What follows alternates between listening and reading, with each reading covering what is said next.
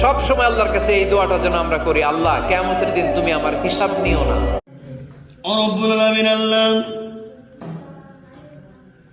আপনার দরবারে দুটি হাত পেতেছি আল্লাহ, আমরা বড় গুনাহগার সিয়াকার পাপী বান্দা, গুনাহ করে করে পাহাড় পরিমাণ গুনাহ করে ফেলেছি আল্লাহ, গুনার শেষ নাই। আয় আল্লাহ আমাদের সর্বপ্রকারের গুনাহ খাত আপনি মাফ করে দিন আল্লাহ পাক।